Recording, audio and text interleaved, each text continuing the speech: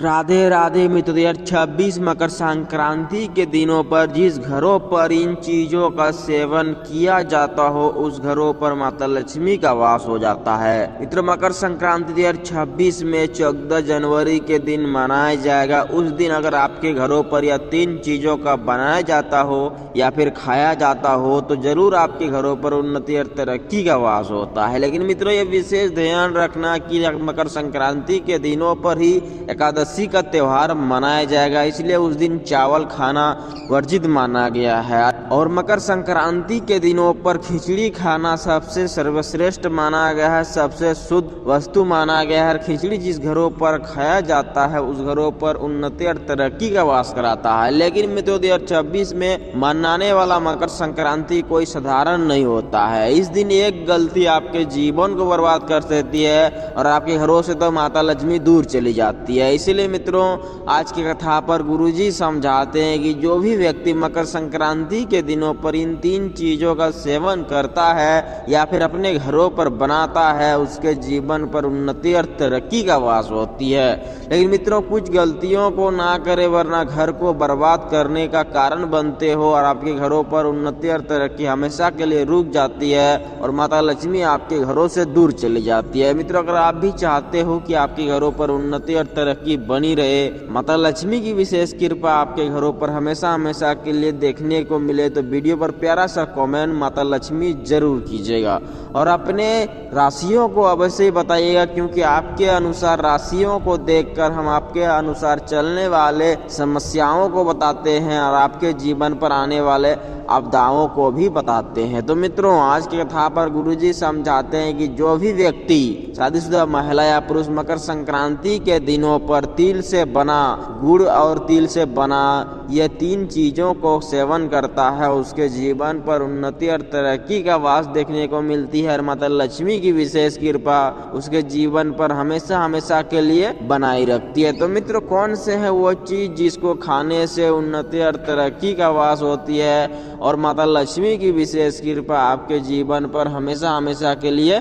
बनी रहती है। तो मित्रों, सबसे सर्वश्रेष्ठ होता है कि तिल का सेवन करना चाहिए। और तिल का सेवन इसलिए करना चाहिए क्योंकि एकादशी दिनों पर खिचड़ी खाना वर्जित माना गया है। इसलिए आप 14 जनवरी मकर संक्रांति के दिनों पर घरों पर तिल से बने लड्डुओं का भोग लगाएं और तिल से बने सामग्री का खाना सर्वश्रेष्ठ बताया गया है। मकर संक्रांति के दिनों पर तिल का सेवन सर्व होता है। काले तिल जो होता है वो उन्नति और तरक्की का वास कराता है। काले तिल का सेवन करना सर्वश्रेष्ठ बनाया गया है, क्योंकि मित्रों, काले तिल का जो स्वरूप होता है वो शनि के लिए होता है। शनि के प्रसन्न करने के लिए घरों पर काले तिल का सेवन करना चाहिए। अगर आप भी घरों पर काले तिल का सेवन कर रहे हो तो समझ लेना उन्नति और तरक्की का वास कराती है और माता लक्ष्मी की विशेष कृपा आपके जीवन पर हमेशा हमेशा के लिए बनाई रखती है। इसलिए मित्रों, घरों पर मकर संक्रांति के दिनों पर काले तिल का सेवन जरूर करना चाहिए। जो भी शादीशुदा महिला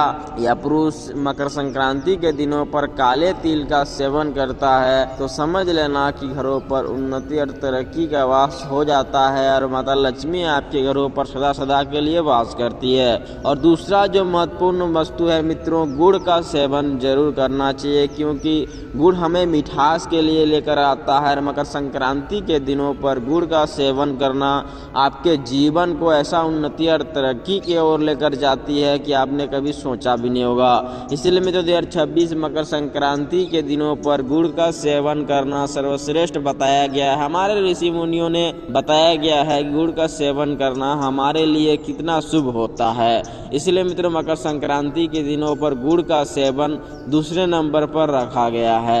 मित्रों, गुड़ जिस घरों पर सेवन किया जाता है उस घरों पर मकर संक्रांति के अनुसार देखा जाए तो देवता उस घरों पर प्रसन्न हो जाते हैं। मित्रों, सूर्य जब उत्तरायण करते हैं और मकर संक्रांति पर प्रवेश करते हैं तभी हमारे लिए मकर संक्रांति का त्योहार मनाया जाता है। इस बार सूर्य को जो मकर संक्रांति मकर राशि पर प्रवेश करता है वो 14 जनवरी को रहता है और सूर्य का जो होता है वो दिन होता है। सभी देवताओं का दिन 6 महीने के लिए होता है, रात्रि 6 महीने के लिए होता है।